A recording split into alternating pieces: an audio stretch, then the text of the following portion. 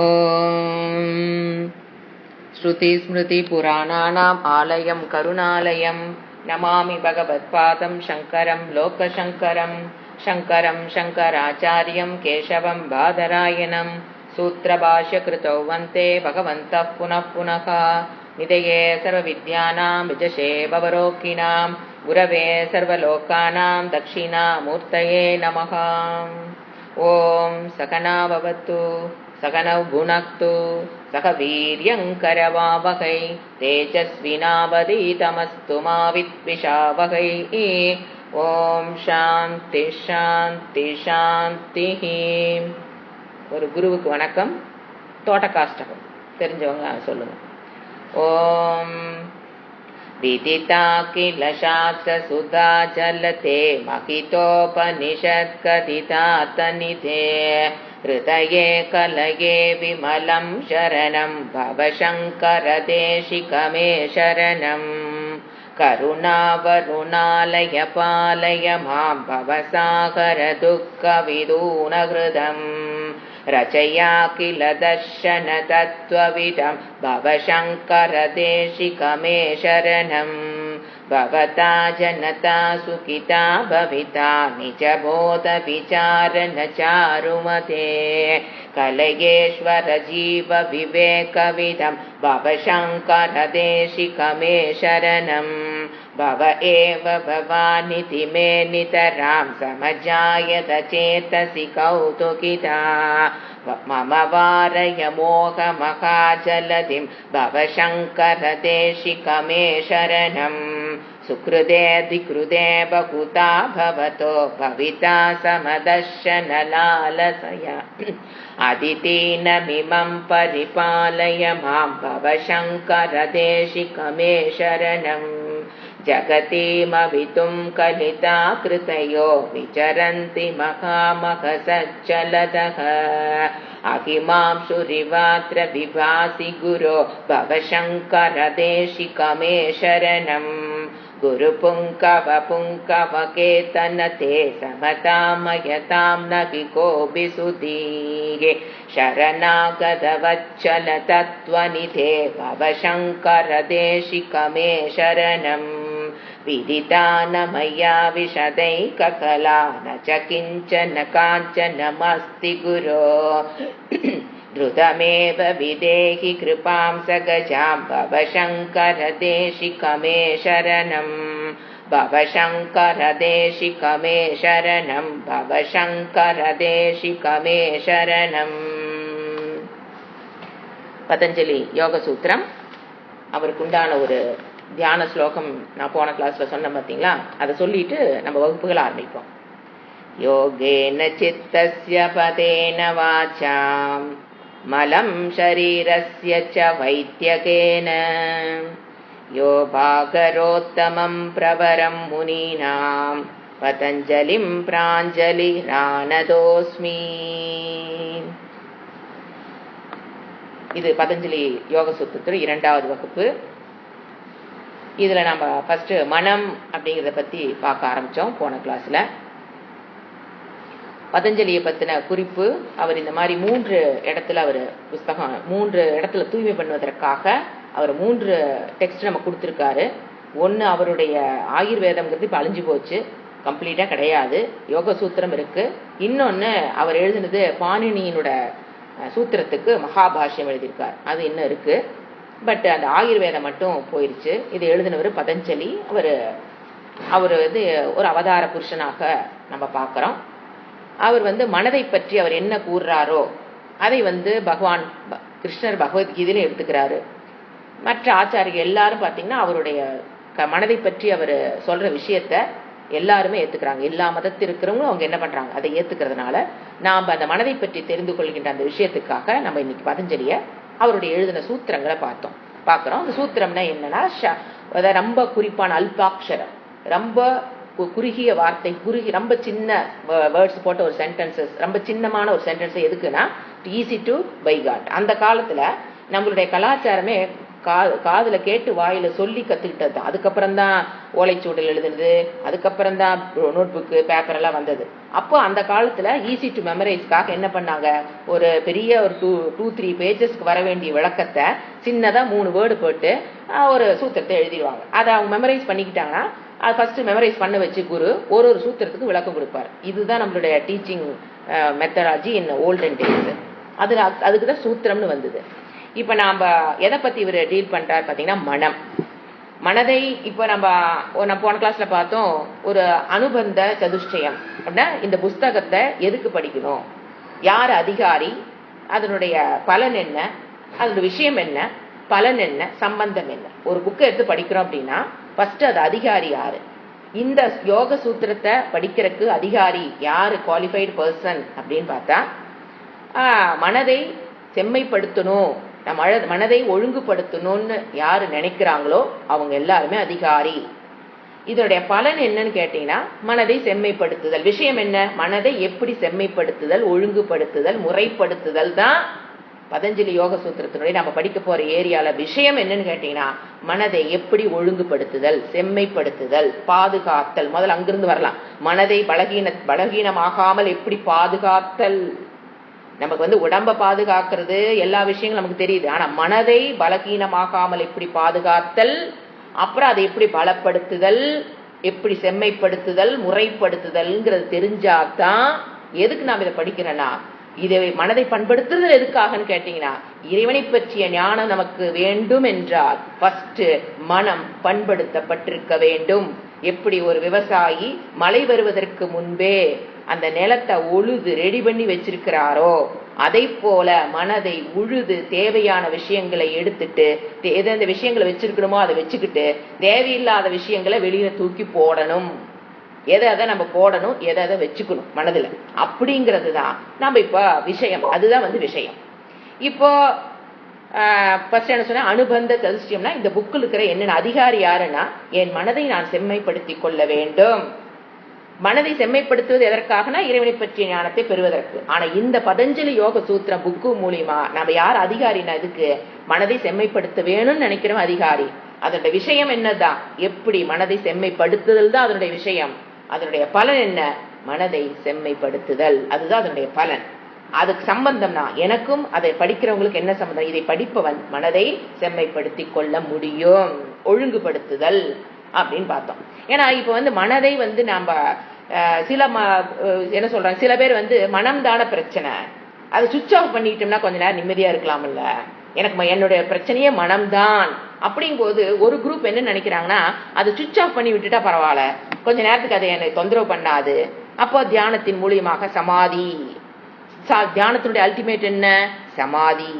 அப்ப அந்த சமாதி அடைந்தோம் என்றால் என்ன கிடைக்குது நமக்கு, அந்த எண்ணங்களை ஜஸ்ட் சுவிட்ச் ஆஃப். சமாதின்னு என்னங்க, சிந்தனை இல்லாத ஒரு நிலை. எப்படி தூங்கும் போது சிந்தனை இல்லாமல் இருக்கிறோமோ அதை போல விழிப்பு நிலையிலேயே சிந்தனை இல்லாத நிலை, அதுதான் சமாதி. அதன் மூலியமாக நீங்க மனதை பண்படுத்த முடியுமான்னு கேட்டா அந்த சிந்தனை இல்லாத நிலையிலிருந்து நீங்க வெளிவந்ததுக்கு அப்புறம் உங்கள் மனதில் இருக்கிற ராக துவேஷம், விருப்பு வெறுப்பு, கர்வம், கோபம், பொறாமை, மத மாத்சரியம் எல்லாம் நம்மை மீண்டும் தொந்தரவு தான் பண்ண போகுது. கொஞ்ச நேரம் ஆஃப் பண்ணி வைக்கிறதுனால அந்த 10 மினிட்ஸ் அந்த 20 மினிட்ஸ் அது அவங்களோட சக்தியை பொறுத்து, அந்த தியானத்தினுடைய பலத்தை பொறுத்து அவங்க நிலை போவாங்க.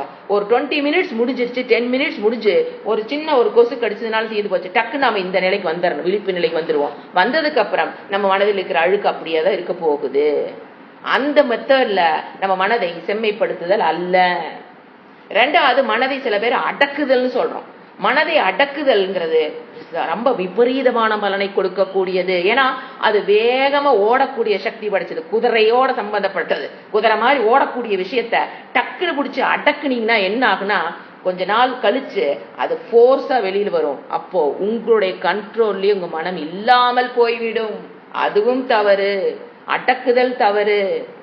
அடுத்த வேர்டு என்னது, ஒடுக்குதல் பார்க்கலாம். ஏன்னா இதெல்லாம் நம்மளுடைய கலாச்சாரத்தில் இருக்கிற வார்த்தைகள். மனதை அடக்க தேவையே இல்லை, அது தானாக நம்ம என்ன பண்ணணும், அந்த மாதிரி அடக்குதல்ங்கிற விஷயம் தவறான விபரீதமான நமக்கு ஒரு குணத்தை கொண்டு வந்து கொடுத்துவிடும்.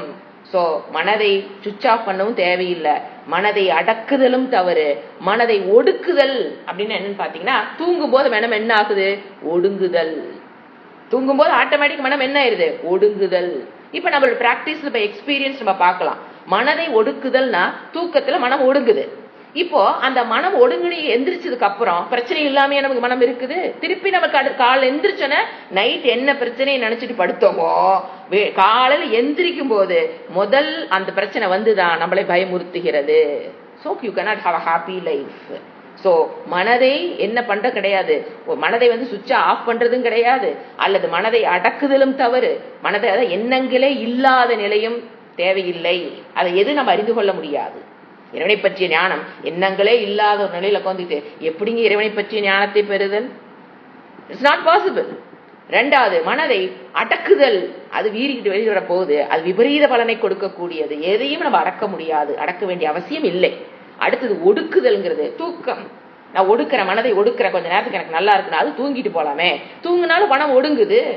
சூக்ஷ்ம சூழல் எங்க ஒடுங்குது? எல்லாம் மனம்ங்கிறதுக்குள்ளதான் இந்திரியங்கள் உடல் எல்லாமே ஒடுங்கி இருக்குது. அதனாலையும் நம்ம இறைவனை பற்றிய ஞானத்தை பெறுவதும் கிடையாது. ஃபர்ஸ்ட் அந்த மனதை செம்மைப்படுத்துதல் மன ஒடுக்கத்தினால் முடியாது. புரிஞ்சுங்களா? மனதை செம்மைப்படுத்துன்னு நினைச்சீங்கன்னா நீங்க அதை சுவிட்ச் ஆஃப் பண்றதுனாலயோ அல்லது தியானம் அந்த மாதிரி ஃபர்ஸ்ட் அந்த மாதிரி எண்ணங்களே இல்லாத நிலையிலோ அல்லது மனதை அடக்குறதுனாலயோ அல்லது மனதை ஒடுக்குதுனாலயோ நம்ம என்ன பண்ண முடியாது? மனதை செம்மைப்படுத்த முடியாது. அப்போ என்ன பண்ணணும்னா அதை பற்றிய விஷயத்தை தான் மனதை எப்படி செம்மைப்படுத்தல, முறையாக சிந்தித்தல். எதை சிந்திக்கணும், எதை சிந்திக்க கூடாது, மனதை நம்ம கட்டுக்குள் கொண்டு வருவதுங்கிறது தான். அதுக்காகத்தான் நம்ம என்ன படிக்கிறோம்? பதஞ்சலி யோக சூத்திரம். இந்த யோக சூத்திரத்தின் மூலியமாக ஆத்ம ஞானத்தையோ இறை ஞானத்தையோ நாம் பெறுவதற்காக படிக்கலை. ஆனா இறைஞானத்தை பற்றி படிக்கக்கூடிய புஸ்தகங்கள் உங்களுக்குள்ள அந்த வேதங்கள் உள்ள புரியணும்னா நீங்க மனதை முதல்ல செம்மைப்படுத்தி இருக்கணும். அதனால ஃபர்ஸ்ட் எதை படிக்கிறோம்? யோக சூத்திரம். மனதை அமைதிப்படுத்துதல், செம்மைப்படுத்துதல், அதுக்குதான் நம்ம படிக்கிறோம். இப்ப மனம் எப்படி செயல்படுது? மனம்ங்கிறது என்ன? ஃபர்ஸ்ட் பாத்தீங்கன்னா, மனம்னா ஒரு கரணம். இப்ப கை ஒரு கரணம். ஒரு பொருளை கிரகண கை ஒண்ணு பிடிக்கிறதுக்கு எது உதவுது? கை. நடக்கிறதுக்கு எது உதவுது? கால். இது நம்ம கருவியா யூஸ் பண்றோம். நம்ம என்ன நினைக்கிறோமோ அதை செய்வதற்கு கை காலெல்லாம் யூஸ் பண்ற மாதிரி இதெல்லாம் வெளியில் இருக்கிற கரணங்கள். மனம்ங்கிறது நம்ம உள்ள இருக்கிற ஒரு கரணம், இன்ஸ்ட்ருமெண்ட், மீன்ஸ் ஆஃப் நாலேஜ். அப்ப எது எதுக்கு செயல்படுதுன்னு பாத்தீங்கன்னா, முதல்ல நமக்கு ஒரு உலகை பற்றி அறிகின்ற இடம் மனம். இப்ப வெளியில நாம நினைச்சிட்டு இருக்கிறோம் கண்ணுதான் பாக்குதுன்னு, காது கேக்குதுன்னு. ஆனா அது ஆக்காரம் தான் எடுக்கும். அந்த சப்தத்தையோ அந்த உருவத்தையோ அந்த கலரையோ கண்ணு காது எல்லாம் ஆக்காரம் எடுத்துக்கொண்டே மனதிட்ட கொடுக்கும் போது மனதில் தான் ஞானம் ஏற்படுகிறது. கண்களில் ஞானம் ஏற்படாதது இல்லை. இறைவனோட படைப்பு அப்படிதான். சோ ஃபர்ஸ்ட் மனம் எதுக்கு பயன்படுத்துறோம்? நாம உலகை அனுபவிக்கும் அல்லது உலகத்தை பற்றிய ஞானத்தை பெறுவதற்கு மனம் பயன்படுகிறது. மனம் என்பது என்ன ரூபம்? அது என்ன? எண்ணங்கள், தாட்ஸ். மனம்னா என்னங்க? Only thought. தாட்டுக்கு பேரு என்னது? மனம். அது அந்த கரணம், உடம்புக்குள்ள இருக்கிற ஒரு கரணம். கை கால வெளியில் இருக்குது. மனம்ங்கிறது உள்ள இருக்கிற ஒரு கரணம். எதுக்கு? அறிவை பெறுவதற்கு ஒரு கரணம். First point. ரெண்டாவது, அது சில சமயம் கர்த்தாவாக, டூயர். எப்படி செயல்படும் மனம்? கர்த்தாவாக, டூயர் ஆக செயல்படும். ஒரு செயலை செய்யும் அப்ப என்ன ஆகும்? கர்த்தாவாக செயல்படுது அப்படின்னா அது சொல்றபடி புத்தி கேட்கும். மனம் சொல்றபடி உங்க புத்தி கேட்டுது அப்படின்னா அது கர்த்தா. மனம் நினைச்சது அங்க போலாம், ஆனா புத்தி என்ன சொல்ல? ஓகே போலாம். அந்த ஸ்டேஜ்ல மன பேச்சை புத்தி கேட்கும் போது மனம் கர்த்தாவாக செயல்படும். மூணாவது கரணம். மூணாவது எப்படி செயல்படுது? அது கரணம், இன்ஸ்ட்ருமெண்டா. எப்ப பயன்படும்னா புத்தி பேச்ச மனம் கேட்கும் போது மனம் கரணமாக செயல்படுகிறது. ஃபர்ஸ்ட் என்ன சொன்ன? அறிவை பெறுவதற்கு உண்டான ஒரு கரணம். அப்போ அறிவு மனதில் ஏற்படுகிறது. இரண்டாவது, அது கர்த்தாவாக செயல்படுகிறது. எப்போ? புத்தி, மனதினுடைய செயலை புத்தி கேட்டு செயல்படும் போது. மனதினுடைய பேச்ச புத்தி கேட்டு மனம் சொல்லுது போலான்னு, புத்தி போலான்னு போச்சுன்னா அப்போ அது கர்த்தாவாக செயல்படுகிறது மனம். எப்ப அது கரணமா செயல்படுது? புத்தி பேச்ச மனம் கேட்கும் போது அது கரணமாக செயல்படுகிறது. சோ கரணமாக செயல்படுகின்ற மனம் தொந்தரவை கொடுக்காது. மனம் கர்த்தாவாக இருக்கும் போது மட்டும்தான் நமக்கு பிரச்சனை. எந்த ஏரியா பிரச்சனை? மனம் கர்த்தாவாக விடக்கூடாது. புத்தி, அதாவது மனதின் பேச்சை கேட்டு புத்தி நடந்ததுன்னா அது கர்த்தா, அது பிரச்சனை. எப்படி நம்ம மனதை எப்படி டியூன் பண்ணி வச்சுக்கணும்? புத்தியை கேட்கிற கரணமாக மனம் செயல்படும் போது பிரச்சனை வராது. மனம் என்பது இறைவன் கொடுத்த ஒரு விபூதி பிரசாதம். ஏன்னா இறைவன் வெளிப்படுகிற இடமும் அதுவே, இறைவனை அறிகின்ற இடமும் மனமே. அதை நாம கண்டம் பண்ண வேண்டாம். என் மனம்தான் எனக்கு முதல் எதிரின்னு நினைக்க வேண்டாம். அது இறைவன் கொடுத்த ஒரு பிரசாதம், அது இறைவன் வெளிப்படுகிற இடம். இந்த உடலுக்கு புனிதத்துவத்தை கொடுக்கிற கரணம் மனம். புரிஞ்சுங்களா? அதை நம்ம எப்படி செம்மைப்படுத்துன்னு தெரிஞ்சுக்கிட்டீங்கன்னா அது உங்களுக்கு மாஸ்டரா இருக்கு, உங்களுக்கு அது ஸ்லேவா இருக்கிறது குட் திங்.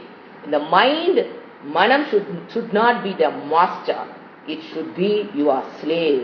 அதை எப்படி வச்சுக்கிறது? அது எப்படி என்னோட ஸ்லேவா வச்சு நான் சொன்ன பேச்ச மனம் கேட்கிற மாதிரி எப்படி? அதுக்கு பேரு தான் செம்மைப்படுத்துதல். எது வேணா சொல்லலாம், பண்படுத்துதல். அப்படி இப்ப மனம்ங்கிறது நம்ம போன கிளாஸ்ல பார்த்தா ரெண்டு விதமாக செயல்படக்கூடும். இப்ப கண்ணு, காது, போன கிளாஸ் நேத்து கிளாஸ்ல பார்த்து பாத்தீங்களா? அதையேதான். இப்போ கண்ணுல ஒரு விஷயத்த பாக்குறோம், காதுல ஒரு விஷயத்த கேட்கிறோம், மூக்குல ஒரு விஷயம் ஞானம் ஏற்படுது, மூக்கின் மூலியமாக, நாக்கின் மூலியமாக ஒரு விஷயம் ஞானம் ஏற்படுது, தோல் மூலியமாக நமக்கு ஒரு ஞானம் ஏற்படும் போது மனம் எப்படி செயல்படுது?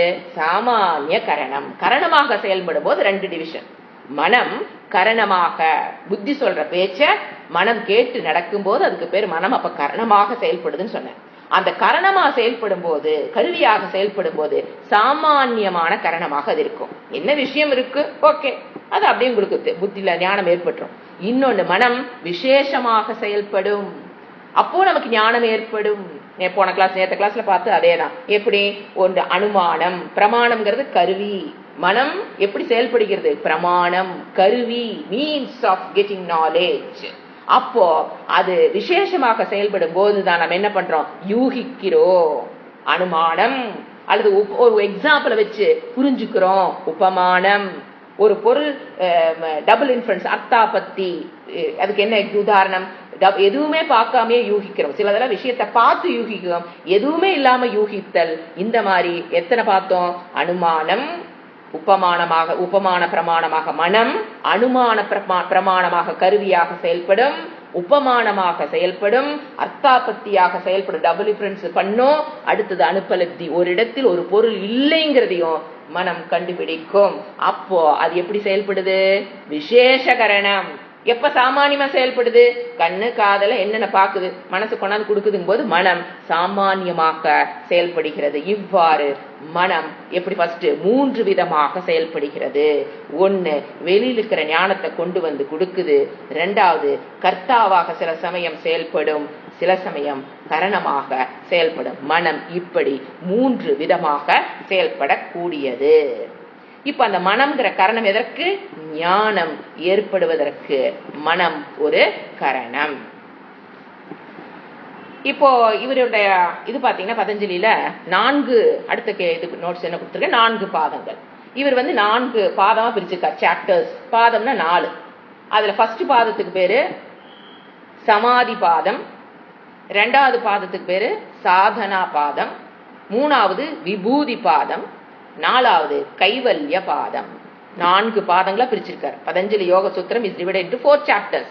ஃபர்ஸ்ட் சாப்டர் சமாதி பாதம், 2வது சாதன பாதம், அடுத்தது விபூதி பாதம், கைவல்ய பாதம்.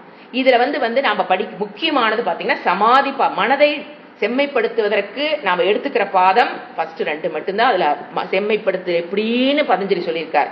எதுல? சமாதி பாதத்திலையும் சாதனா பாதத்திலையும். ரொம்ப முக்கியமானது மனதை செம்மைப்படுத்தல பத்தி பேசுறாரு. அடுத்தது விபூதி பாதம், அது நம்ம படிக்க போறது இல்லை. 4வது கைவல்ய பாதம், அதையும் நம்ம படிக்க போறது இல்லை. ஏன்னா விபூதி பாதத்துல அத்தனையும் சித்தி. இப்ப தியானம் பண்ணுனா அந்த வருகின்ற சித்தி, அது சொன்ன பாத்தீங்களா, நெருப்புக்குள்ள கையூட்டுறது, தண்ணி மேல் நடக்கிறது, ஆகாயத்துல பறக்கிறது, இது இறைவனை பற்றிய ஞானத்தை பெற உட்கார்ந்தவங்களுக்கு இது அவசியமற்ற வேலை. ஏன்னா இதுல பின்னாடி போயிட்டு வச்சுக்கோங்க, நாம எங்க படிக்க போறோம், எப்படி காத்துல பறந்து பார்க்கலாம், எப்படி தண்ணிக்குள்ள நடந்து பார்க்கலாம், தண்ணி மேல எப்படி நடக்கலாம், அதுக்காக நம்ம இதை படிக்கிறது இல்லை, அது இங்க நடத்த போறது இல்லை. இது விபூதி பாதங்கிறது சித்தி, இது பண்ணினா இது சித்தி. அது அனிமா மகிமா லகிமா கூடு விட்டு கூடு வாய்தல் இது மேல கேள்விப்பட்டிருப்பீங்க. அதை கான்சன்ட்ரேட் பண்ற ஏரியா விபூதி பாதம். அது மனதை செம்மைப்படுத்துவதற்காக எல்லாம் அல்லாததுனால நாம் அதை விட்டுறோம்.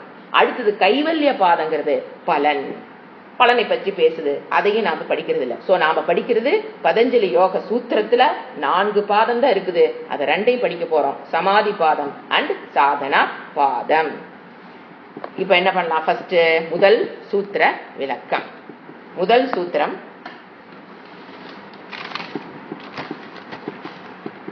அத யோகானுசாசனம். முதல் சூத்திரம் அத யோகானுசாசனம். அத யோகானுசாசனம் இது முதல் சூத்திரம். இதெல்லாம் பாத்தீங்கன்னா இது முதல்ல நம்ம கலாச்சாரத்தில் எப்படி சொல்லி கொடுப்பாங்கன்னா, முதல்ல உட்காந்து எல்லா சூத்திரத்தையும் மனப்பாடம் பண்ணி ஸ்டூடெண்ட் சொல்லணும். சொன்னதுக்கு அப்புறம் தான் மீனிங் ஆரம்பிப்பார் குரு, புரிஞ்சுங்களா? அது நம்ம அந்த அளவுக்கு நம்ம கான்சன்ட்ரேட் பண்ணாட்டு கூட ஒரு சூத்திரத்தை 3 தடவை சொல்லி ஓரளவுக்கு அத யோகானு சாசனம், ஓரளவுக்கு அதோட வார்த்தைகள் உங்க சப்தம் உள்ள இறங்கினா போதும். இப்போ அதோட வேர்ட் மீனிங் பார்க்கலாம். ஃபர்ஸ்ட் சூத்திரம் படிக்கிறோம். அத அப்படின்னா ஒரு மங்களத்தை குறிக்கிறது, ஸ்டார்ட் பண்ற ஒரு மங்களமா ஆரம்பிக்கிற மாதிரி. அதங்கிற ஒரு சப்தமே எப்படி இந்த கல்யாண வீட்டுல நாதஸ்வர சப்தம் மங்களம் எப்படி சொல்றோம், அது மாதிரி அத்தங்கிறது ஒரு மங்களத்தை குறிக்கக்கூடிய அல்லது ஒன்னு ஆரம்பிக்கிறதுக்கு முன்னால சொல்லக்கூடிய ஒரு வார்த்தை. ஓம் அத்த, இது 2ஐயும் நம்ம யூஸ் பண்ணுவோம். ஓம்ங்கிறது எது சொல்லி ஆரம்பிக்கிறோம், அது அதே மாதிரி ஒரு மங்களம், ஒரு இறையை வணங்குதல் அப்படி எடுத்துக்கலாம். ஒரு இறை வணக்கமான ஒரு சொல், மங்களமான சொல், ஒரு சுபமான ஒரு சொல், அவ்வளவுதான். அது மங்களம். அது நீங்க இதுல பாத்துக்கலாம். அத பிரதமோத்தியாயக அப்படிதான் ஆரம்பிக்கிறோம். அத திதியோத்தியாயக, அத்தங்கிறது ஒரு மங்களமான சொல், அவ்வளவுதான். இது ஒரு சூத்திரம் படிக்க ஆரம்பிக்கும் போது முதல்ல அத்தன்னு சொல்றதுங்கிறது ஒரு மங்களத்தை குறிக்கிறது, அவ்வளவுதான். அதுக்கு வேற மீனிங் கிடையாது. அவர் என்ன சொல்றாரு ஃபர்ஸ்ட் சூத்திரத்துல, பதஞ்சலி என்ன சொல்றாரு, யோக அனுசாசனம். இப்ப 2வது வேர்டு என்ன இருக்குது, யோக. யோக அப்படின்னா இந்த இடத்துல பதஞ்சலி யூஸ் பண்ற மீனிங் சாதனம். ஏன்னா யோகத்துக்கு நிறைய மீனிங் இருக்கு, இந்த இடத்துல பதஞ்சலி யூஸ் பண்ற வேர்டுக்கு அர்த்தம் சாதனம். ஆச்சுங்களா? சாதனம் எது, அனுசாசனம். அடுத்த வேர்டு அணு மீன்ஸ் தொடர்ந்து வருதல். இப்ப நான் அவர் என்ன சொல்றாரு, இப்ப நான் சொல்ல போற இந்த அறிவு, சாசனம்னா ஷஷ், டு டீச், அறிவுரை உபதேசம், நான் டீச் பண்ண போறது, நான் எழுத போறது. அணு, முக்கியமான வேர்டு அணு. அப்படின்னு என்ன அர்த்தம்னா, எங்கிருந்து இந்த அறிவு எனக்கு கிடைத்தது அப்படின்னா, பரம்பரை குருவிடமிருந்து. அணுனா அப்படியே ஃபாலோ ஆயிட்டு வருதுன்னு அர்த்தம். அனுராதா அப்படின்னா யாரு, அணுனா ஃபாலோ, யாரு கிருஷ்ணரை ஃபாலோ பண்றவங்களுக்கு பேர் என்னது, அணு ராதா. கிருஷ்ணரை ஃபாலோ பண்ற மாதிரி இவர் அணு சாசனம். அப்படின்னா எங்கிருந்து இந்த அறிவு எனக்கு கிடைச்சது, பரம்பரை குருவிடம் இருந்து வந்ததுங்கிறத அந்த அணுங்கிற வார்த்தை குறிக்குது. அப்ப என்ன சொல்றாரு பதஞ்சலி, இது என்னுடைய அறிவு அல்ல, எங்கிருந்து வந்திருக்குது, இறைவனமிருந்து வந்திருக்கிறது. பரம்பரையாக ஆகதம் சொல்லுவோம், வந்திருக்குது. பதஞ்சலி அப்ப என்னவா இருக்காரு, சொல்றாரு, நான் ஒரு கருவி, இறைவனுடைய வாக்கை எழுதி கொடுத்த நான் என்னது, ஒரு கருவி, இது நான் கண்டுபிடிச்சது அல்ல. யாரு சொல்றாங்க பாருங்க, பதஞ்சலி சொல்றாரு, இது நான் கண்டுபிடிச்சது. இந்த உபதேசம், இந்த மனதை பற்றிய ஒரு அறிவு என்னுடையது கிடையாது. எடுத்தோன முதல்ல போடாரு பாருங்க, இது என்னுடையது கிடையாது. இதுதாங்க அந்த நம்ம கலாச்சாரத்துடைய சிறப்பு. உண்மை அதுதான், எதுவும் எல்லாமே இறைவனிடமிருந்து வந்தது. பதஞ்சலி எடுத்தன முதல்ல சொல்றாருன்னா, இது என்ன சொல்றாருன்னா, அது பரம்பரையாக எங்கிருந்து வந்ததுன்னா, ஆதி குரு யாரு, தட்சிணாமூர்த்தி. ஞானகர்த்தா யாரு, தட்சிணாமூர்த்தி. அந்த ஒரு பரம்பரை அங்கிருந்து வந்திருக்கு. அதான் சொல்றாரு அவரு அணு. அடுத்த வேர்டு என்ன இருக்குது, சாசனம், ஷஷ், டு டீச். என்ன சொல்லலாம், உபதேசம். இப்ப 3 வேர்டு சேர்த்து என்ன வருது, அத மங்களமாக இதை நான் ஆரம்பிக்கிறேன். யோகம் எதை பத்தி ஆரம்பிக்கிறோம், சாதனம், சாத்தியம் அல்ல, இறைவனை பற்றிய ஞானம் தான் சாத்தியம், அத நான் பேசல. எதைத்தான் நான் பேசுறேன்? சாதனம்.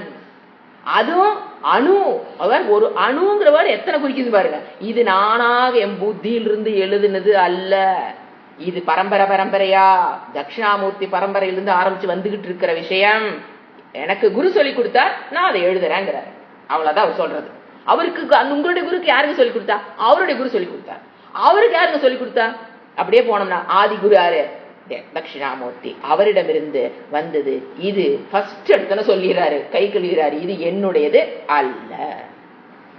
சோ இப்ப ஏன் மனதை பற்றி இறைவன் ஏன் பேசணும்? அடுத்த கேள்வி. எதுக்கு மனதை மனம்ங்கிறது எனக்கு நல்லா தெரியுது, அப்புறம் எதுக்கு இறைவன் பத்தி, இறைவன் நம்ம மனதை பத்தி எதுக்கு நமக்கு விளக்கம் கொடுக்கிறாரு? மனத்தை செம்மைப்படுத்துவதற்கு ஏன் நான் இறைவனிடம் செல்ல வேண்டும்? ஏன் நான் இறைவனிடம் செல்ல வேண்டும்? எனக்கு நானே பண்ணிக்க முடியாதா? ஒரு சமையல் பண்ணி சாப்பிடுற மாதிரி, கார் ஓட்ட கத்துக்கிற மாதிரி, ஏரோப்ளைன் ஓட்ட கத்துக்கிற மாதிரி, ராக்கெட் ஓட்ட கத்துக்கிற மாதிரி, எத்தனை கத்துக்கிறோம் நாம. அது மாதிரி எம் மனதை, ஏன்னா நிறைய பேர் அப்படிதான் நினைக்கிறாங்க, எம் மனதை எனக்கு தெரியும், how to control my mind. தவறு. இறைவனிடம் சென்றுதான் மனதை சரி பண்ண முடியும். ஏன் ஒரு எக்ஸாம்பிள் சொல்ல பாருங்க. இப்ப ஒரு கார் கம்பெனி ஒரு கார் வாங்குறீங்க. எந்த காரு? ஒரு எக்ஸ்கிராஸ் கார் வாங்குறீங்க. அத சர்வீஸ்க்கு விடணும், ரிப்பேர் பண்ணணும், பாதுகாக்கணும். எதுக்கெல்லாம் பண்றோம்? இந்த காரை பாதுகாக்கிறதுக்கு தான் என்ன பண்றோம்? சர்வீஸ் பண்றோம், ஏதோ ஒன்று பண்றோம் இல்லைங்களா? அப்ப அந்த காரை பாதுகாக்கிறதுக்கு காரை கொண்டு யார்கிட்ட விடுறோம்? கம்பெனிக்காரன் இல்லையா? கம்பெனி சர்வீஸ் தான் பெஸ்ட், அவன் தான் கரெக்டா பண்ணுவான், நம்புற மாதிரி. அது உண்மையா இல்லையா? சோ எவன் தயாரித்தானோ அவன் தான் அதை பாதுகாக்கவோ சர்வீஸ் பண்ணவோ முடியும். நம்ம தெரிஞ்சு வச்சிருக்கோமா இல்லையா? அதை போல இப்ப மனம்ங்கிறது ஒரு இன்ஸ்ட்ருமெண்ட், கார் மாதிரி ஒரு கருவி.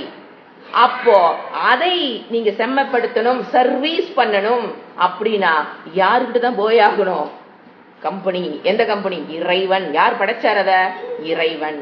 சோ அவர் படைத்த எப்படி ஒரு கம்பெனி, அந்த கம்பெனி காரை அந்த கம்பெனி யார் ப்ரொடியூசர் தயாரித்தானோ, ஒரு காரை யார் தயாரிக்கிறானோ, ப்ரொடியூஸ் பண்ணானோ, அவனோட சர்வீஸ் பெஸ்டா இருக்குங்கிற மாதிரி அவங்கிட்ட தான் விடணுங்கிற மாதிரி என்னுடைய மனது கரணம் படைத்தவன் இறைவன். சோ நம்ம மனதை சர்வீஸ் பண்ணணும்னா இறைவன்கிட்ட தான் போகணும். வேற வழியில போனா விபரீத பலன் கேரண்டீடு. நீங்க வேற எந்த மனிதன் பதஞ்சலியே சொல்றாருன்னா நீங்க பாருங்க. ஏன்னா இப்ப காலத்துல பாத்தீங்கன்னா நான் மனதை ஒழுங்குபடுத்துகிறேன், செம்மைப்படுத்துகிறேன், ஒரு போர்டு போட்டுக்கிறாங்க, ஒரு ஆர்கனைசேஷன் வேற வச்சுக்கிறாங்க. உள்ள போனா ஆல்பா மெடிடேஷன், பீட்டா மெடிடேஷன். என்ன Patanjali alpha meditation, beta meditation Patanjali நான் இறைவன் எனக்கு சொன்னார்னு சொல்லி வச்சிருக்காரு. அவர் அவங்கவுங்க மூளையில் தோணுவது மெடிடேஷன் பண்ணுவது மனிதன் கண்டுபிடிக்கிறான்னா கண்டிப்பா அதுல பிரச்சனை இருக்கும். ஏன்னா மனதை படைத்தவன் இறைவன் அந்த மனதை எப்படி ஒழுங்குபடுத்தணும்னு சொல்லி பதஞ்சலி கேட்டு எழுதி வச்சிருக்கிற விஷயத்தை விட்டுட்டு நீங்க தியானமோ எது வேணா மனதுக்காக நம்ம என்ன பண்றோம்? மெடிடேஷன் பண்றோம், தியானம், உப்பா எது பண்ணினாலும் பதஞ்சலியை விட்டுட்டு நீங்க தனியா நானே கண்டுபிடிச்சேன்னு யார் யார் போர்டு போட்டு பண்றாங்களோ அங்க எல்லாம் அந்த என்ன பண்ணது அது சுத்தப்படாது. ஒரே வார்த்தை அவ்வளவுதான், என்னால வேற எதுவும் சொல்ல முடியல. கண்டிப்பா சுத்தப்படாது. நான் உனக்கு தியானம் சொல்லித்தரவா? ஒத்து வராது. பதஞ்சலி எப்படி பண்ணணும்னு சொல்லியிருக்காரு மட்டும்தான் நம்ம ஃபாலோ பண்ற வரைக்கும் ரிஸ்க் கிடையிலன்னா பாருங்க. நிறைய தியானம் பண்ணவங்க நீ பேசி பாருங்க, தீராத தலைவலி, தூக்கம் வருவதில்லை, குழப்பம். எது கம்முன்னு தியானமே பண்ணாம இருந்தவங்க நிம்மதியா இருந்துக்கலாம். தியானம் பண்றேன்னு போய் ஒரு யாரோ ஆல்பா பீட்டா அப்படின்னா ஆல்பா மெடிடேஷன், பீட்டா மெடிடேஷன் எதையோ சொல்லித்தர போக, அதை போய் நாம உட்கார்ந்து பண்ண போக கடைசியில் நெட் ரிசல்ட் என்ன? தலைவலி இல்ல தூக்கம் இல்லை. இதுக்கெல்லாம் என்ன காரணம்? இறைவன் எப்படி தியானம் பண்ணணும்னு சொல்லி கொடுத்ததை விட்டுட்டு நாம வாட்டுக்கு கண்டுபிடிச்சேன்னு உட்கார்ந்து அது எப்பேற்பட்ட ஆச்சாரியராக இருக்கட்டுங்க, சங்கரே நான் சொல்லித்தரேன்னு யாருக்கும் சொல்லி தரல. தெரிஞ்ச விஷயம் தெரிஞ்சவங்க நான் உனக்கு தியானம் சொல்லித்தரவான்னு யாரும் சொல்ல மாட்டாங்க. பதஞ்சலி என்ன சொன்னாரோ அதை ஃபாலோ பண்ணுங்க, இப்படித்தான் சொல்லுவாங்க. கிருஷ்ணரும் பகவத்கீதையில் அந்த 6வது சாப்டர்ல தியானத்துக்கு எங்கிருந்து அவர் மெட்டீரியல், எங்கிருந்து அவர் சப்ஜெக்ட் எடுத்தார்னா பதஞ்சலியை கோட் பண்ணித்தான் அவர் அந்த அத்தியாயத்தை, தியானம்ங்கிற அத்தியாயத்தை அவர் அப்படி எழுதியிருக்கார். சோ கிருஷ்ணரே பதஞ்சலியே தான் நாடி உபதேசம் பண்றாருங்க போது தியானத்தை பொறுத்த வரைக்கும் யாரா இருந்தாலும் நீங்க நேரம் பதஞ்சலி போன்றுவாங்க. மனதை செம்மைப்படுத்தணுமா, கோட்டு பதஞ்சலி.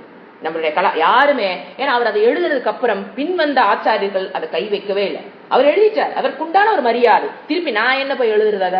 அவர் எழுதிட்டாரா, ஓகே. நீ மனதை பண்படுத்தணுமா, நேரா போ, பதஞ்சலிட்டு போ. பிஹெச்டி அவர் தான் போய் மனதை செம்மைப்படுத்தி கொள்ளு விட்டுட்டாங்களே தவிர எந்த ஒரு ஆச்சாரியரும் மனதை செம்மைப்படுத்துதலை பத்தி புக்கு எழுதுறது கிடையாது. அது பதஞ்சலிக்கு அவமரியாதை செய்வதற்கு சமம். அவர் எழுதிட்டாரு, நீ என்ன முந்திரி கோட்டை, நான் தனியா கண்டுபிடிக்கிறேன். நம்ம பரம்பரையில வரவங்க யாரும் இந்த தப்ப பண்ண மாட்டாங்க. எந்த குருவா, தயானந்த சுவாமிகளாகட்டும், அதுக்கு முன்னால் இருந்த கௌடபாச்சாரியர் ஆகட்டும், எத்தனை நீங்க யார வேணா எடுங்க, மனதை செம்மைப்படுத்தணும். ஏன்னா ஃபர்ஸ்ட் எடுத்துன்னு இறைவனை பற்றி ஞானத்துல ஃபர்ஸ்ட் வந்து உட்கார்ந்து மனதை தான் கரெக்ட் பண்ணணும். உடனே பதஞ்சலி யோக சூத்திரத்தை படி, அது அந்த பரம்பரையில் வந்த குரு கிட்ட படி. அப்ப என்ன ஆயிக்கலாம், நம்ம செம்மைப்படுத்திக்கலாம். அப்படிதான் சொல்லியிருக்காங்களே தவிர நான் சொந்தமா ஒண்ணு கண்டுபிடிச்சேங்கிறது ஒத்து வராத விஷயம். அது எப்பேற்பட்ட மகானாக இருந்தாலும், உண்மையான மகானாக இருந்தால் அவர் இது சொல்ல மாட்டார். நான் கண்டுபிடிச்ச வா வந்து உட்காருன்னு சொல்ல மாட்டார். புரிஞ்சுங்களா? ஃபர்ஸ்ட் என்னது, அது அணு சொல்ற பாத்தீங்களா? அத யோகம்னா சாதனம், அதை பத்தின அணு சாசனம் உபதேசத்தை நான் இப்ப சொல்ல போறேன். இப்ப நான் என்ன எதை பத்தி பேச போறேன்? யோகம், சாதனம். எதுக்கு எல்லாமே இப்ப நான் சொல்லி கொடுக்கறது எல்லாமே என்னன்ட்டார் அவரு, சாதனம். அதை வச்சு நீ எதை அடையணும்? இறைவனை பற்றி ஞானத்தை அறிவதற்கு மெடிடேஷன் இஸ் அ சாதனம். நிறைய பேர் என்ன பண்றோம், அதுதான் அல்டிமேட்.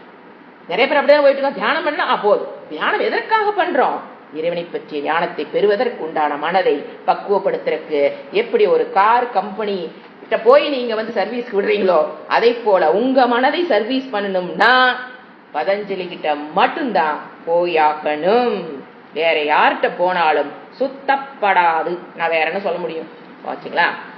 அடுத்தது, இப்ப அடுத்து அவர் யோகம் சொல்லிட்டாரா, நான் வந்து யோக சாதனத்தை பத்தி பேசுறேன் அப்படின்ட்டு அந்த யோகம்ங்கிற விட அடுத்த சூத்திரத்தை விளக்குறாரு. ரெண்டாவது சூத்திரத்துல என்ன சொல்றாரு? யோக சித்த விருத்தி நிரோதக. வெரி இம்பார்ட்டன்ட் ஸ்லோகம். இங்கதான் டெபினிஷன் கொடுக்கிறார். யோகம் சாதனம்னா என்ன டெபினிஷன். இந்த வார்த்தையெல்லாம் கிருஷ்ணரும் சரி இதை அப்படியே லிஃப்ட் பண்ணி தான் மீன் டெபினிஷன் கொடுப்பாரு. யோக சித்த விருத்தி நிரோதக. இந்த இடத்துல டெபினிஷன் ஃபார் யோகம் மிக ஆழமான ஒரு முக்கியமான சூத்திரம், அஸ்திவாரம் ஆஃப் சாஸ்திரம்.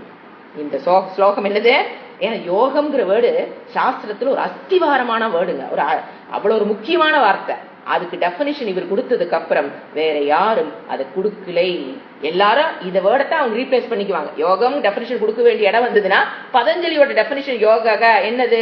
விசித்த விருத்தி நிரோதக. இந்த நிரோத வேர்டு கிருஷ்ணன் யூஸ் பண்ணுவார், படிச்சிருந்தவங்களுக்கு தெரியும். சித்த விருத்தி நிரோதக. ஒரு வேர்டை பார்க்கலாம். இப்போ யோக அப்படின்னா நான் இந்த சூத்திரத்துல என்ன சொல்ல போறேன்? யோகத்துடைய லட்சணம் டெபினிஷன் நான் சொல்ல போறேன். அப்படின்னா என்னன்னா, அப்படி எல்லாம் எழுதாம ஷார்ட்டா எழுதுக்கு பேரு சூத்திரமே. யோகா நிறுத்திடாங்க. என்னங்க நீங்க நிறைய போட்டு ஆட் பண்றீங்கன்னா அதெல்லாம் ஆட் பண்ணி போட்டுதான் புரிஞ்சுக்கணும். யோகம்னா என்னன்னா, இந்த சூத்திரத்துல யோகம்ங்கிறக்கு சாதனம்ங்கிறக்கு டெபினிஷன் நான் கொடுக்கிறேன். என்ன சொல்றாரு? சித்த விருத்தி நிரோதக. சித்த விருத்தி அப்படின்னா எண்ணங்கள். சித்தம்னா மனம், அதுல தோன்ற எண்ணங்களுக்கு பேரு விருத்தி.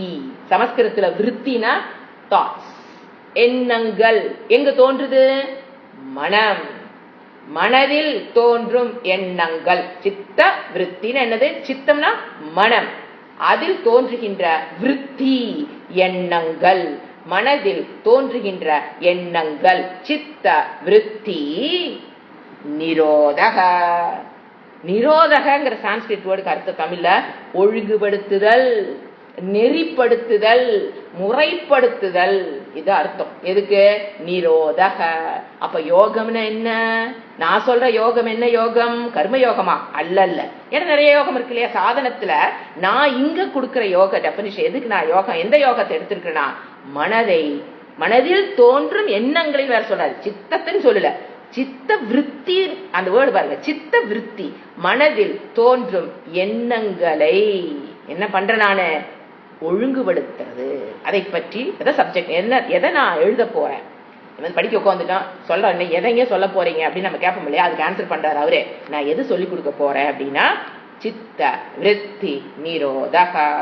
யோகங்கிறது நமக்கு தெரிந்த சொல் தான். இப்போ யோகங்கிறது நம்ம இன்னும் கொஞ்சம் சிந்திச்சு பார்க்கலாம்.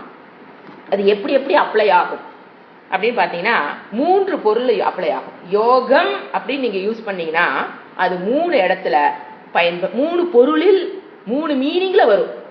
ஒரே வேர்டு கெட்ஸ் 3 மீனிங்ஸ். அது என்னென்ன சிந்திக்கலாம். ஃபர்ஸ்ட் சாதனம், அதுக்கு யோகம்னு சொல்லுவோம். ஃபர்ஸ்ட் சாதனம், இவர் யூஸ் பண்றது அந்த மீனிங் எது?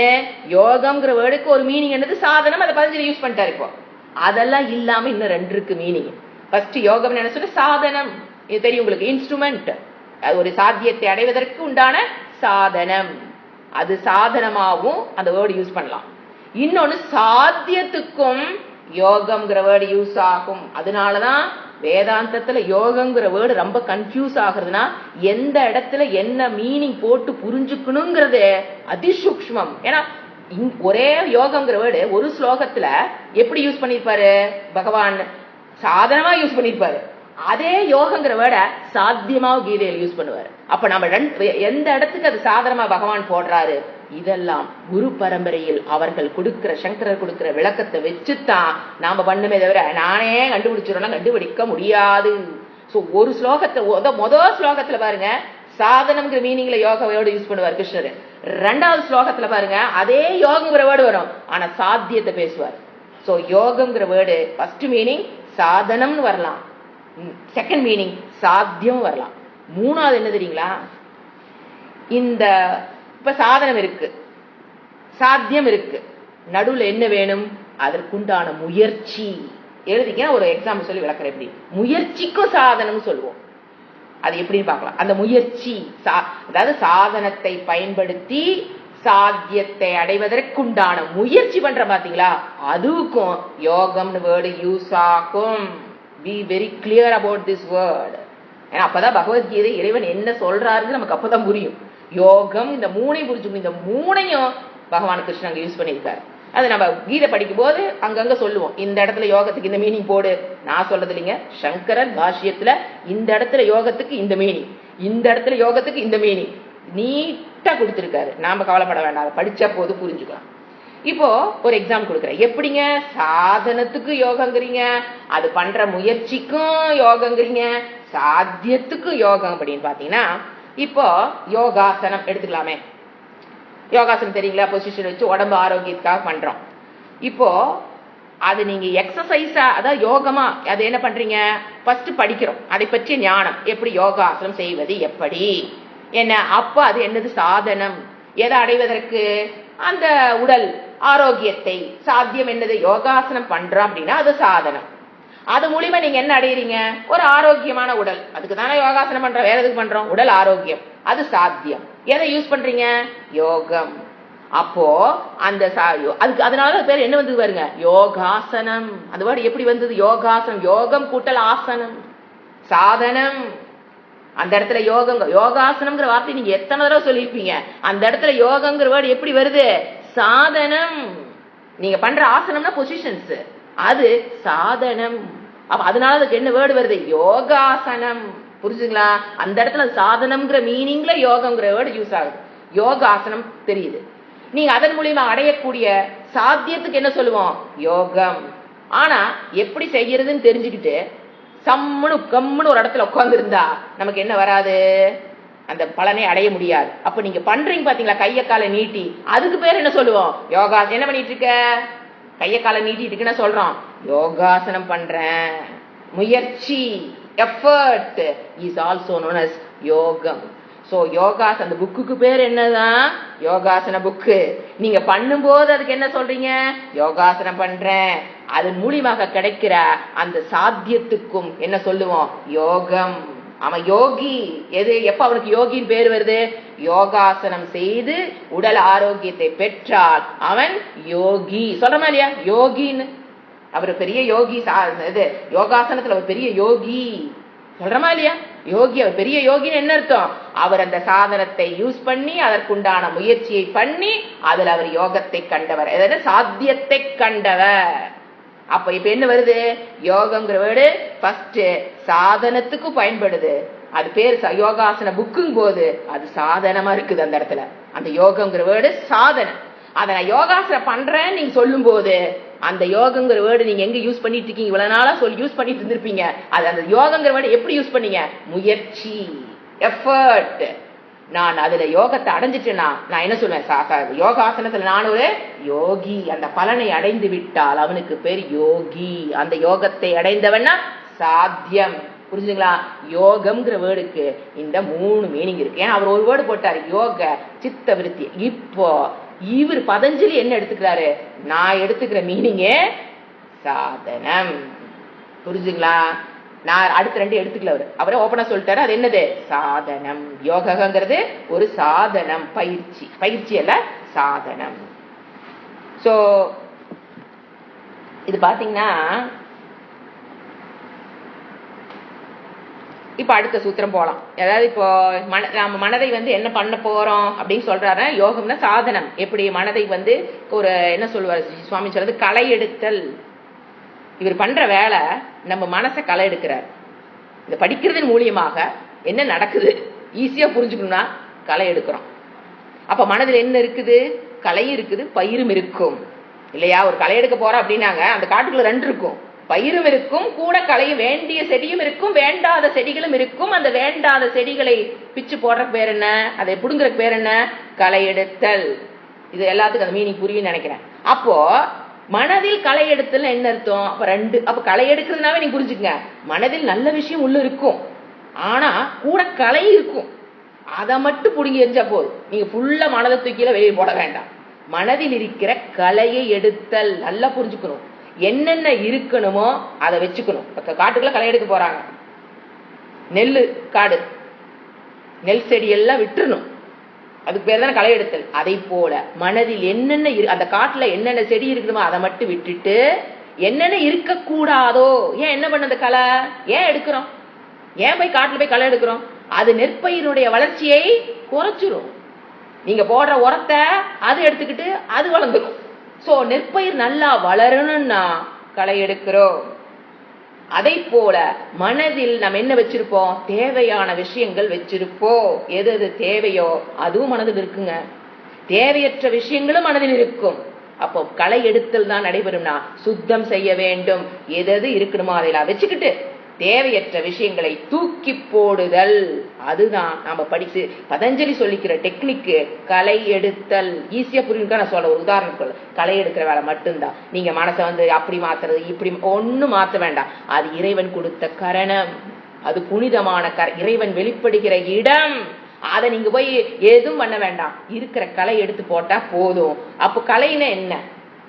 கலைங்கிறீங்களே, இப்படி நெல்லுக்காட்டுல போனா கலை எதுன்னு எங்களுக்கு தெரியுது. மனதுல போய் என்னங்க கலை இருக்கும் என்றால், அதாவது ஒரு மனம்ங்கிறது 3 ஃபார்ம்ல இருக்கும். ஒன்னு சத்துவகுண பிரதான மனம். சத்துவகுணமும் மனதில் இருக்கும், ரஜோகுணமும் மனதில் இருக்கும், தமோ குணமும் மனதில் இருக்கும்.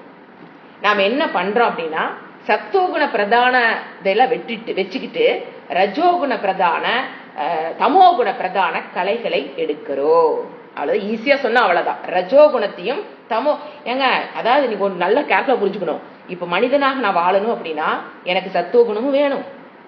அப்பதான் புரிதல், அறிதல், அந்த சக்தி பெறும். மன அமைதி, ஒரு திருப்தி, ஒரு கண்டென்ட்மெண்ட் இன் லைஃப் சத்துவகுணத்துல வரும். ரஜோகுணம் என்ன? கிளாஸ் முடிஞ்சு என்ன பண்ணணும்? இப்ப சத்துவகுணத்துல இருந்து நம்ம டீச் பண்றோம் அப்படின்னா எந்திரிச்சு போன என்ன பண்ணணும்? அடுத்த வேலை காத்திருக்கும். ரஜோகுணம் இருந்தா தான் போய் நைட் என்ன பண்ணலாம், ஏது பண்ணலாம், அது ரஜோகுணம் வரணும். நான் சத்துவகுணத்திலே கொஞ்சம் தியானமா பண்ண முடியும். ரஜோகுணமும் வேணும். நைட் 8 மணி ஆனா தமோகுணம் பிரிடாமினன்ட் ஆகணும். அப்பதான் படுத்தா தூக்கம் வரும். என்ன ரஜோகுணத்திலே சுத்திட்டு இருந்தா எப்படி தூக்குறது? 8 மணிக்கு போய் படுத்தா தூக்கம் வராது. சோ ஒரு மனிதனுக்கு 3 குணமும் வேணும். சத்துவகுணம் வேண்டும், ரஜோகுணமும் வேணும், தமோ குணமும் வேணும். அதுல மாற்று கருத்து கிடையாது. தமோ குணம் இல்லைன்னா தூங்க முடியாது. சோ என்னன்னா சத்துவ குணத்தை பிரதானமா வச்சுக்கணும். டாமினண்டா எப்பவுமே சத்துவ குணத்தில் இருக்கணும். அதை ஒட்டிக்கிட்டு நான் அன்னைக்கே சொன்னேன், ஒரு 70% புரிஞ்சுக்குங்க, ஒரு 20% ரஜோகுணம் இருக்கணும், ஒரு 10% தமோ குணம் இருந்தா தான் தூக்க முடியும், வேலையும் செய்யலாம், சத்துவ குண செயல்களும் நம்ம பண்ணிட்டு இருக்கலாம், 3ஐயும் பண்ணிட்டு இருக்கலாம். இப்ப மனதில் களை எடுத்தல் அப்படின்னா சத்துவகுண பிரதானமாக மனதை வைத்துக் கொள்ளுவதில் எப்படின்னா ரஜோகுண பிரதானத்தை நீக்கிறது களை எடுக்கணும், தமோகுண பிரதானமா இருக்கிற இடத்தை நீக்கணும். புரிஞ்சுங்களா? தூக்கி ரஜோ குணத்தையும் தமோ குணத்தையும் தூக்கி போடுதல் அல்ல. ஏன்னா அதான் தூக்கி போட்டு எப்படி தூங்குறது? சோ சத்துவகுண பிரதானமாக மனம் பழக்கணும்னா அப்ப எங்க அங்க உள்ள வேற டிஸ்டர்ப் பண்ணிட்டு இருக்கிறது? ரஜோகுண பிரதானமான மனதையும் தமோகுண பிரதானமா இருக்கு பாத்தீங்களா, அந்த மனதையும் களையணும். எதை புடிச்சு வச்சுக்கணும்? நெற்பயிரை பிடித்து வைப்பதை போல் சத்தோகுண பிரதானமான மனதை கொண்டு வருதல், களை எடுத்தல் மூலியமாக நடைபெறுகிறது. சத்தோகுண பிரதானமா நீங்க வரணும்னா எதை எடுக்கிறோம்? ரஜோகுண பிரதானம் தமோகுண பிரதானத்தை எடுக்கிறது தான் என்னது? களை எடுத்தல். அதைத்தான் பதஞ்சலி செய்யறார். எங்க எப்படிங்க இதெல்லாம் நீங்க இவ்வளவு சொல்றீங்க? இதுக்கு சதாசிவ பிரம்மேந்திர சுவாமி நெரூர்ல இருக்காருங்க. அவர் இது ஆயிட்டார்.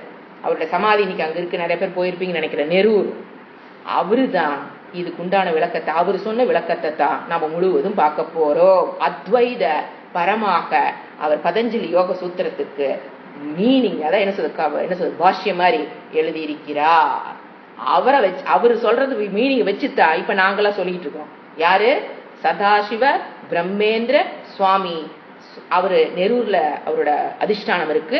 அவர் அங்க வாழ்ந்தவர். சோ நாம யாரு? பதஞ்சலின்னு எங்கேயோ பார்க்க வேண்டாம். கரூர்ல கரூருங்கிறது நெரூர் பக்கத்துக்கு என்ன சொல்ற, கரூர் பக்கத்துல இருக்கிறத ஒரு நெரூர், அங்கு வாழ்ந்தவர். அப்ப பாருங்க, முன்னோர்கள் இத படிக்கல நாம் நினைச்சிட்டு இருக்கிறோம். இதுக்கு ஒரு பாஷ்யம் மாதிரி எழுதியிருக்காரு, விளக்க உரை கொடுத்திருக்காரு அந்த காலத்துலனா. அப்ப அவருக்கு எத்தனை ஸ்டூடெண்ட் இருந்திருக்கணும்? அவங்க எல்லாம் நாங்க அமெரிக்கால இருந்தா வந்திருப்பாங்க. ஒரு நிமிஷம் நின்றுச்சு பாருங்க, கரூர்ல வந்து ஒரு டீச்சர், அதாவது இதுக்கு வந்து ஒரு பொழிப்புரை எழுதுற அளவுக்கு இவர் டேலண்டா இருக்காருன்னா அப்புறம் அவர் எத்தனை பேருக்கு சொல்லி கொடுத்திருப்பாரு? கண்டிப்பா ஒரு குருவா இருந்திருக்காரு, சொல்லி கொடுத்திருக்காரு. அங்க கரூர்ல வந்து படிக்கிறவங்க யாருங்க வந்து படிச்சிருப்பா? இன்னும் உண்டு. ஈரோடு, சேலம், கோயம்புத்தூர் இவங்க எல்லாம் தாங்க வந்து படிச்சிருக்க முடியும். அந்த காலத்துல என்ன ஃபிளைட் போட்டு வந்தாங்க, எல்லாம் படிச்சாங்க, இல்ல அமெரிக்கால இருந்து வந்தாங்க, இல்ல வட இந்தியால இருந்து யாராவது வந்திருப்பாங்கன்னு நினைக்கிறீங்களா? நோ. சோ முன்னோர்கள் அதிகமாக இதை படித்திருக்கிறார்கள். ஒரே ப்ரூஃப் நான் சொல்றேன் பாருங்க. இப்ப நான் எதை வச்சு எடுக்கிறேன்? Sadasiva Brahmendra Swamiji very near to Erode. அவர் எழுதின பொழிப்புரை மீனிங்கத்தான் நம்ம படிக்கிறோம்னா அவர் கலாச்சாரம், நம்ம கலாச்சாரம் எங்க இருந்திருக்குன்னு பாருங்க. இதுக்கு மீனிங் எழுதுற அளவுக்கு அவரு சொல்ல வேண்டாம். அவருடைய டேலண்ட் எவ்வளவு இருந்தா வேணா பதஞ்சலி என்ன நினைச்சாரோ அதை வெளிக்கொண்டு வருதுங்கிறது சாதாரண வேலை இல்லைங்க. ஏன்னா சூத்திரம் சும்மா 2 வேர்டு 3 வேர்டு தான் இருக்கும். நீங்க பேரா இருந்தா படிச்சு புரிஞ்சுக்கிறது ஈஸி, கதை படிக்கிற மாதிரி அப்படியே படிச்சு புரிஞ்சுக்கிறது ஈஸி. சூத்திரத்தினுடைய அர்த்தத்தை வெளிக்கொண்டு வருது இருக்குது பாருங்க, வெரி டிஃபிகல்ட் ஜாப். அதுல மாஸ்டரி ஓவர் ஆயிருந்தா மட்டும்தான் அவங்களால மீனிங் எழுத முடியும். அப்ப பாருங்க, எங்கிருந்து அவர் எழுதியிருக்காரு? நெரூர். புரிஞ்சுங்களா? ஏதோ விஷயம் நினைச்சுக்க வேண்டாம், நம்ம முன்னோர்கள் படித்த விஷயத்தை தான் இப்ப நம்ம படிச்சோம். ஏன்னா ஒருத்தர் பேசும்போது சொல்றீங்க, என்னங்க நீங்க சொல்ற விஷயமெல்லாம் ரொம்ப கஷ்டமா இருக்குது, இதுல நான் தொடர்ந்து வந்துருவேனா, எனக்கு இப்படியே தான் போகுமா கிளாஸ், என்ன ரொம்ப கஷ்டமா இருக்கு. இறைவனை பற்றி அறிதல் அந்த பக்தி இருந்துன்னு வச்சுக்குங்க, பிடிச்சிருவோம். இப்ப எங்களுக்கெல்லாம் மட்டும் என்ன எடுத்தோடனே அப்படி குடுக்கணும் தான் இருந்தது, ஒன்னும் புரியாம தான் இருந்தது. அப்பெல்லாம் பாருங்க, அந்த ரெக்கார்டிங் எதுவும் கிடையாது. போய் உட்கார்ந்து என்னத்தை கேட்கறோமோ அது மட்டும்தான் மண்டையில ஏற்றிக்கணும். உட்கார்ந்து கிடுகிடு எழுதி வச்சுக்குவோம். அப்புறம் காலையில் வெடிக்கால 4 மணிக்கு உட்கார்ந்து இவர் என்ன சொன்னாரு சிந்திச்சு அதை அப்படியே கட்டுற மாதிரி எழுதி கபோர்டு நப்பி வச்சிருக்கு பாருங்க. எல்லாம் அவர் சொன்ன வார்த்தை அத்தனையும் எழுதுனேன். ஏன்னா அது எந்திரிச்சு வந்தா மறந்துடுது. அப்ப என்ன பண்ண, உட்காந்து நோட்ஸ் எடு, உட்காந்து எழுது. அதையெல்லாம் தாண்டி இப்ப என்ன வருது உங்களுக்கு? டவுட் வந்தா ரெக்கார்டிங் கூடவே இருக்குது, போட்டு கேட்டு நிவர்த்தி. அதான் அந்த ஃபர்ஸ்ட் எப்பவுமே அந்த ஒரு பயம் இருக்கும், இது நம்மளால முடியுமாங்கிற பயத்தோட வெளிப்பாடுதான் நீங்க பேசுறீங்க. அது மனம் டாமினேட் பண்ணி பேசுறீங்க. மனதை கொஞ்சம் அடக்கி புத்திய செயல்பட விடுங்கள். புத்தி சொல்லும், ஏய் நீ கத்துக்கலான்னு புத்தி சொல்லும். மனதை டாமினேட் பண்ண விட்டுறாதீங்க. ஏன்னா அது பயமுறுத்திக்கிட்டே இருக்கும், உன்னால முடியாது, ஐயோ இது கஷ்டமா இருக்கு, என்னென்னமோ வார்த்தைகளும் சொல்றீங்க, சமஸ்கிருத வார்த்தைகளும் சொல்றீங்க. Don't worry. இது நெரூர்ல உட்கார்ந்து ஒருத்தர் மீனிங் எழுதியிருக்காருன்னா நம்மளுடைய முன்னோர்கள் எப்பேற்பட்டவர்கள் பாருங்க. இதையெல்லாம் தொலைச்சதுனாலதான் இப்ப நான் சொல்ற வரைக்கும் உங்களுக்கு தெரியாது. பதஞ்சலி யோக சூத்திரத்துக்கு இப்ப பக்கத்துல இருக்கிற நெரூருக்கு ஒரு மீனிங் எழுதியிருக்காரு, நான் சொல்ற வரைக்கும் தெரியல. ஏன் மறைக்கப்பட்டு விட்டது, மறைஞ்சிருச்சு. ஏன்னா அதுக்கப்புறம் நிறைய பேர் படிச்சிருந்தான்னு வச்சுங்க. இப்ப நம்ம தாத்தா பாட்டி எல்லாம் இதை பத்தி பேசியிருப்பாங்க. தாத்தா பேசல, பாட்டி பேசல, அதுக்கு முன்னால ஜெனரேஷன் ஏன் பேசலினா படிக்கிற வாய்ப்பு அவர்களுக்கு கொடுக்கப்படவில்லை. அவங்க எல்லாம் இன்ட்ரெஸ்டா இருந்திருப்பாங்க, இல்லையெல்லாம் சொல்ல முடியாது. வாய்ப்பு கிடைக்கணும் இல்லையா? இப்ப நீங்க வந்து உட்கார்ந்துருக்கீங்க, ஒரு வாய்ப்பு கிடைச்சாதான் நீங்க பதஞ்சலி இப்ப நீங்க சிந்திக்க முடியுது. இந்த வாய்ப்பு இல்லைன்னா எப்படிங்க சிந்திப்பீங்க? அப்படியே போயிடும், அப்படி காணாம போயிடும். புரிஞ்சுங்களா? டோன்ட் வரி, பயப்படாதீங்க. இறைவனை பற்றி அறிதல்ங்கிற அந்த அதுதான் சொன்ன பக்தின்னு ஒண்ணு இருந்தா போதுங்க, ஸ்ரத்தைன்னு ஒண்ணு இருந்தா போதும். அப்படி பிடிச்சிடலாம். இதுக்கு வேற ஒரு பயமும் தேவையில்லை. ஆச்சுங்களா? இப்ப மனதை அடக்குதல் யோசனை பாருங்க. நீங்க ஆத்ம ஞானத்தை பெறீங்களோ இல்லைங்களா, அதை விட்டுருங்க. நான் கேட்கறேன், சந்தோஷமா இருக்கணுமா வேண்டாம்? மனதை செம்மைப்படுத்தினா மட்டும்தாங்க சந்தோஷமா இருக்கு. ஏன்னா மனம் அழுக்காகிட்டே இருக்குது. அது நமக்கு தெரிய மாட்டேங்குது. எப்பங்க அழுக்காகுது? நீங்க இந்த வேர்ல்டோட டிரான்சாக்சன் பரிவர்த்தனை பண்ண ஒரு டிரான்சாக்சன்லயும் மனம் அழுக்காகுது. அழுக்காயிட்டே தான் இருக்குது. குழந்தை பாருங்க அழுக்கு இல்லை, ஏன்னா அது இன்னும் டிரான்சாக்சன் ஆரம்பிக்கல. அது வயசாக டிரான்சாக்சன் ஆக ஆக ஆக ஆக மனசு என்ன ஆயிடுது? ஃபுல்லா அழுக்கு. அது என்ன பண்ணிதான் ஆகணும்? இந்த மாதிரி நெரூர்ல அவர் சுவாமிஜி எழுதி வச்ச புஸ்தகத்தை மீனிங் எடுத்து பதஞ்சலி யோகத்தை எடுத்து அதுக்கு நெரூர்ல என்ன சொன்னாருங்கிறத பார்த்து, என்ன அவர் பேர் பிரம்மேந்திர சுவாமி, வள்ளுவர்ல சதாசிவ பிரம்மேந்திர சுவாமிஜி, அவரு எடுத்து வச்சு படிச்சு நம்ம முன்னோர்கள் மனதை சுத்தப்படுத்தி இருக்கிறார்கள். அதை விட்டதுனாலதான் இன்னைக்கு நமக்கு என்னது, மனதை சுத்தம் பண்ணணும்னு தெரியல, தெரிஞ்சாலும் சுத்தம் பண்றதுக்கு வாப்பாடும் தெரியல. So total pressure, tension, sugar, medical மருந்து மாத்திரை பின்னால நம்ம போறதுக்கு காரணம் மனதை செம்மை. ஏன்னா மனம் அஃபெக்ட் ஆயிடுச்சுன்னு வச்சுக்கோங்களேன், அதோட வெளிப்பாடு முதல்ல உடம்புல தெரியும்.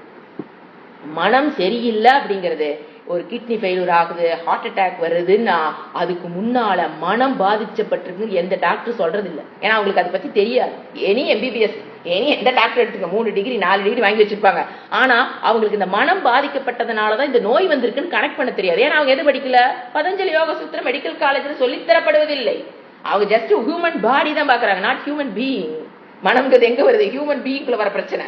சோ அது அவங்களுக்கு தெரியாதனால இருக்கிறத மட்டும் யோசனை பண்ணிட்டு இருக்காங்க. ஆனா நீங்க படிக்க தெரியும் உங்களுக்கு, அந்த மனதை செம்மைப்படுத்தாதனாலதான் பெரிய பெரிய அந்த ஹார்ட் அட்டாக், கிட்னி ஃபெயிலியர் அப்படியே டப்புன்னு ஸ்தம்பிச்சு போறது. மனதில் இருக்கிற கொதிப்பு, மனதினுடைய கொதிப்பினுடைய வெளிப்பாடுதான் பிளட் பிரஷரே.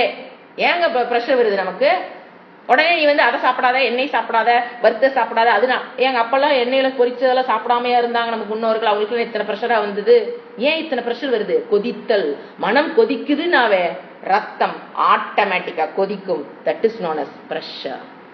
இதுல இருந்து நீங்க விடுபட்டு நிம்மதியாக வாழ்நாள் சொல்லிட்டு ஆத்ம ஞானத்தை பெறீங்களோ இல்லையோ அதை அப்புறம் வச்சுக்கலாம். இப்ப நிம்மதியான ஒரு ஆரோக்கியமான மனம் ஆரோக்கியமான உடலை கொடுக்கும். அதற்காவது பதஞ்சலி யோக சூத்திரம் கண்டிப்பாக என்னை கேட்டா ஒவ்வொரு ஸ்கூல்லையும் இது சிலபஸா வச்சு நடத்துனாங்கன்னா தான் இந்த காலத்து ஜனங்களை பொடிச்சுகளை காப்பாற்ற முடியும். வேற வழி கிடையாது. எல்லாம் அவங்கவுங்க முயற்சி பண்ணிட்டு இருக்காங்க. நான் கண்டுபிடிச்ச கவுன்சிலிங் பண்றேன், ஹியூமன் ரிசோர்ஸ் என்னென்னவோ ஸ்கூல்ல எல்லாம் ஒரு டிபார்ட்மெண்ட். யாரை விட்டுட்டோம்? பதஞ்சலி விட்டுட்டு நீங்க வாட்டுக்கு உள்ள கவுன்சிலிங் பண்றேன்னா ஒர்க் அவுட் ஆகாது. வெரி சாரி, அதெல்லாம் ஒர்க் அவுட். ஏதோ நாம்கா வாசம் அவங்களும் பீஸ வாங்கிக்கிறாங்க, எதையோ பண்ணிட்டு இருக்காங்க, அவ்வளவுதாங்க. இது இல்லாம ஒரு ஸ்கூல்ல நீ யோசனை பாருங்க, மனதை செம்மைப்படுத்துங்கிறது ஒரு 12 12 13 வயசுல இருந்து நம்ம இதை ஆரம்பிக்கணும். அப்ப கண்டிப்பா இந்த மாதிரி சூசைடு, எதை கண்டாலும் பயம், எனக்கு வாழ முடியல, எனக்கு டென்ஷனா இருக்குது, பிரஷரா இருக்குது, அதை மறைக்கிறதுக்கு நாம ஏதாவது அடிக்ட் ஆகுறது, தண்ணி போட்டு பழகிறது, ஊர் சுத்தி பழகிறது, மனசுக்குள்ள நிம்மதி இல்லை. ஏன்? இதை படிக்க தவறி விட்டோம். சோ நல்ல ஒரு பொக்கிஷமான ஒரு விஷயத்த படிக்கிறோம், தயவு செஞ்சு பயந்துக்காதீங்க. இது வெறி என்ன, ஆரம்பத்துல அப்படிதான் ஸ்கூல்ல கொண்டு விட்டா குழந்தை அழுகிற மாதிரி நீங்க பேசும்போது எனக்கு அப்படிதான் தோணுது. ஸ்கூல்ல கொண்டு விட்டா அந்த குழந்தை அம்மா எனக்கு பயமா இருக்குன்னு சொல்ற மாதிரி, அப்படியெல்லாம் பயப்பட தேவையில்லை. தெரிஞ்சுக்கலாம், சரிங்களா? இப்ப அடுத்த வேர்டு நிரோதக, அது ஒண்ணு மட்டும் பார்க்கலாம். எது பார்க்கணும் நம்ம? கடைசி வேர்டு நிரோதக என்பது தப்பா புரிஞ்சு கூடாது, மனதை நாசம் பண்ணுதல் அல்ல. ஏன்னா மனம் என்பது இறைவன் கொடுத்த ஒரு படைப்பு, அதை நாசம் பண்ணணுங்கிற அவசியம் இல்லை. மனதை நாசம் பண்ணுதல் அல்ல. ஏன்னு கேட்டீங்கன்னா, உடல் இறந்தாலும் மனம் இறப்பதில்லை. அது அடுத்த இறப்புனா என்னங்க? இந்த ஸ்தூல கண்ணுக்கு தெரிகிற இந்த சரீரத்தில் இருந்து சூக்ம சரீரம்ங்கிறது மனத்தோடு சேர்ந்த பாற்று, 17 அங்கங்கள் கொண்டது அந்த சூக்ம சரீரம்ங்கிறது மனம் தான் மெயின். அந்த மனம் வெளியில போறதுக்கு பேர் தான் டெத்தே. மனதுக்கு இறப்பு என்பது இல்லை, இறைவனோட படைப்பு அப்படி. அப்படிப்பட்ட ஒரு மனதை இறப்பே இல்லாமல் இறைவன் படைச்சிருக்கிறத போய் நாம எங்க போய் நாசம் பண்ணணும்? அவசியம் இல்லை. நிரோதகன் என்ன எடுத்துக்கூடாது? மனதை நாசம் பண்ணுதல் அல்ல. அடுத்தது அடக்குதலும் தவறு. ஏன் என்ன சொன்ன? வேகமா வெளியே வந்து அவனை ஒரு வழி பண்ணிரு. அடக்குனீங்கன்னா பிச்சுக்கிட்டு வரும் ப்ராப்ளம், அது தப்பு. ஒடுக்குதல் என்பதும் தவறு. தூங்கும்போது ஒடுங்குது. எந்த பிரயோசனம் கிடையாது. மனதை செம்மைப்படுத்துவதற்கு தூங்குதல் ஒடுக்குதல் எந்த வகையத்தில் நமக்கு பயன்படாது. தூங்கி எந்திரிச்சதுக்கு அப்புறம் படுக்க போகும்போது என்ன காமம், குரோதம், விருப்பு வெறுப்போட படுத்தீங்களோ அவன் தான் எந்திரிப்பான். இல்ல மனதெல்லாம் தூங்கி என்னன்னா இல்ல உள்ள இருக்கிற விருப்பு வெறுப்பு காமம் குரோதம்ல சர்வீஸ் பண்ணியாங்க எந்திரிக்கிறோம். நோ, அதுவும் வேலைக்காகாது. சோ எந்த அறிவுடன் உள்ள தூங்க போறோமோ அதே அறிவுடன் தான் வெளியில வருகிறோம். புரிஞ்சுங்களா? இதோட என்ன முடிஞ்சது? 2 சூத்திரத்துக்கு இன்னைக்கு மீனிங் பார்த்திருக்கோம். 3வது ஜஸ்ட் இன்ட்ரோடியூஸ் பண்றேன். அடுத்த கிளாஸ்ல விளக்கம் பார்க்கலாம். 6வது நான் எழுதி கொடுத்த பாயிண்ட் 3வது சூத்திரம்.